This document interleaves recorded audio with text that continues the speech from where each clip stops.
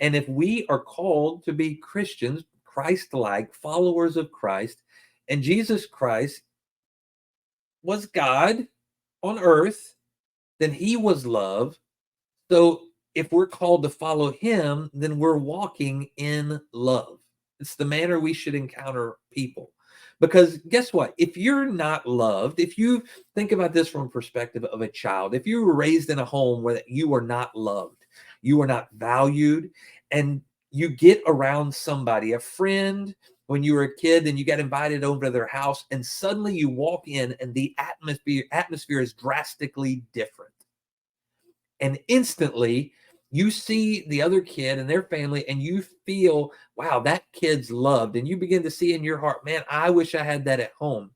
But then you find that every time you're there, even though it's not your home, it's not your parents, it's not your family, you feel loved as a result of the love that's harvested in that home. It's become the culture of the home. So you would have spend more time there. I can remember back, my family was this way. My parents, being pastors and didn't always get it right, but when my friends would love to come over to my house, my parents really had a culture of love in our home. I never remember a moment where it was awkward to see my mom and dad having open displays of affection. And I know that may be weird for you. My wife come from a home that didn't happen much. So it's even a struggle in our own marriage that, I just love to come up, grab her and squeeze her and kiss her. And I want my kids to see that. But it was because I saw my mom and dad do that. And it wasn't awkward. They're not getting gropey all with the kids around. But there was no doubt in the actions that my dad took towards my mom in the simplest of most things. And it's not all about the acts of or the public displays of affection. That's not it. But those are a result of the love experience. Like if you don't have love for them really, then you won't have those public displays of. Now there's a time and a place for it. I get it. I get it.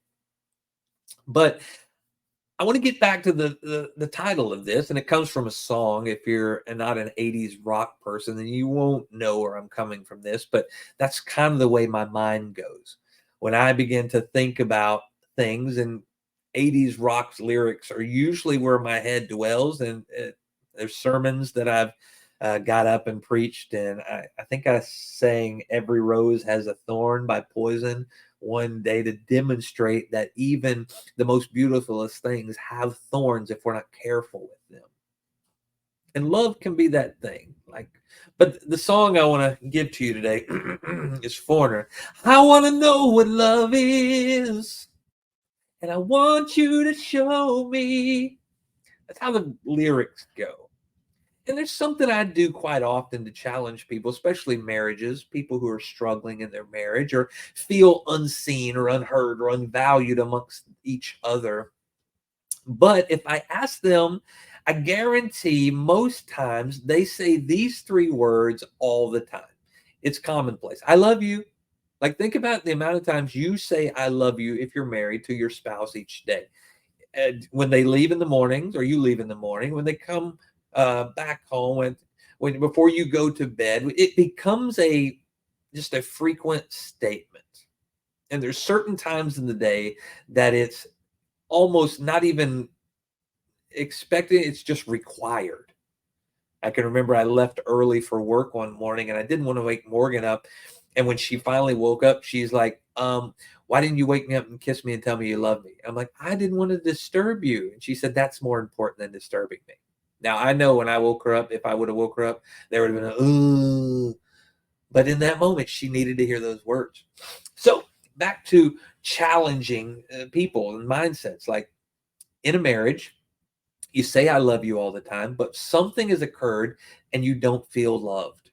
So I challenge people, and I challenge you over this. We lead up to Valentine's Day, and be careful with this, because if there is a requirement in a home that you say these three words, if you stop saying these three words, then they may be checking your emails or your text to see who you're giving those three words to, because there's an expectation if you're not giving it to them, then you're handing it out somewhere else. But that may not be true. But have a conversation, because this really is a challenge that you don't get to do by yourself.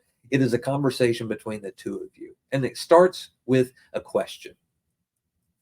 If you never told your spouse, I love you again, would they know without a shadow of a doubt that you love them?